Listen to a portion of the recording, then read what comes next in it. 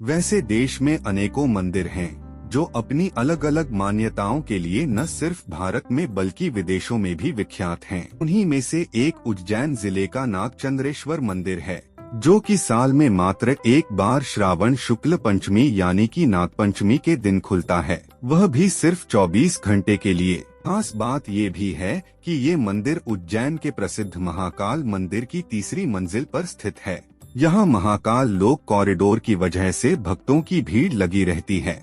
हिंदू धर्म में नागों की पूजा की जाती है। हिंदू परंपरा में नागों को भगवान शिव का आभूषण माना जाता है।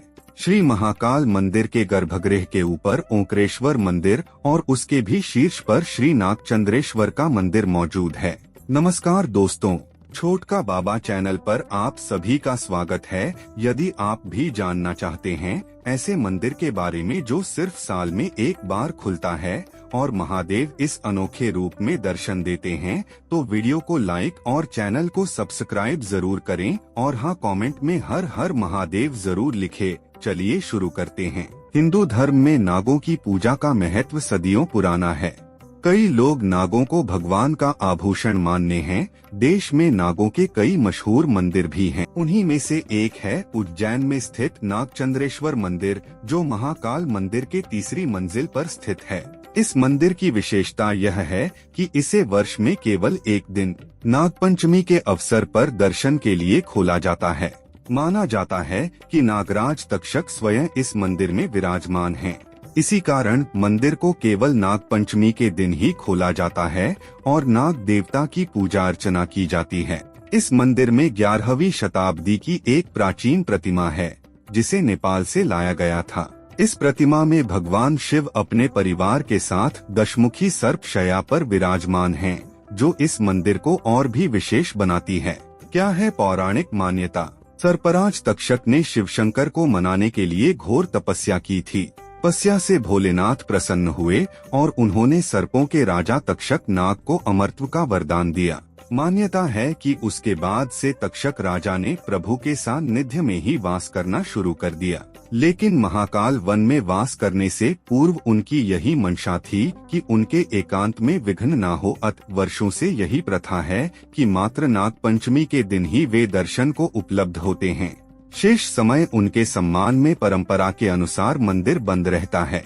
इस मंदिर में दर्शन करने के बाद व्यक्ति किसी भी तरह के सर्पदोष से मुक्त हो जाता है। इसलिए नागपंचमी के दिन खुलने वाले इस मंदिर के बाहर भक्तों की लंबी कतार लगी रहती है।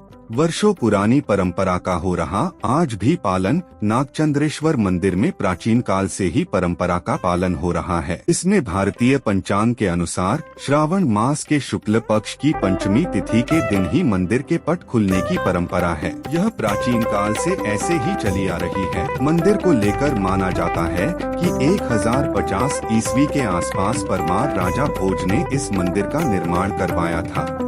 इसके बाद 1973 सिंधिया घराने के महाराज राणोजी सिंधिया ने महाकाल मंदिर का जीर्णोद्धार करवाया था। सर्पदोष से मिलती है मुक्ति। पंडित बताते हैं कि राजा तक्षक को अमरत्व का वरदान मिलने के बाद वह स्वयं बाबा महाकाल के पास रहने लग गए थे। उनकी तपस्या में किसी प्रकार का विघ्न ना पड़े, इसके लिए उन्हें एकांतवास में रहने का संकल्प लिया और महाकाल मंदिर के तीसरे तल पर जाकर रहने लगे, बताया जाता है। इसीलिए यह मंदिर साल भर में 24 घंटे के लिए खोला जाता है। पंडितों के अनुसार नाग पंचमी पर जो लोग सर्पदोष से पीड़ित होते हैं, वह नागचंद्रेश्वर के दर्शन कर सर्प दोष से मुक्त हो जाते हैं। भगवान शंकर को प्रसन्न करने की घोर तपस्या।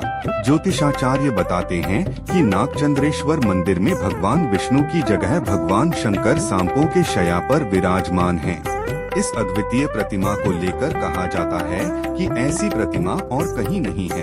पौराणिक मान्यताओं के अनुसार सर्पराज तक्षक ने भगवान शंकर को प्रसन्न करने के लिए घोर तपस्या की थी, जिसके फलस्वरूप उन्हें अमरत्व का वरदान मिला। उसके बाद से तक्षक राजा ने प्रभु के सानिध्य में ही वास करना शुरू कर दिया। लेकिन उनके एकांतवास में विघ्न न हो, इसलिए उनके मंदिर को साल में एक बार खोले जाने की मान्यता है।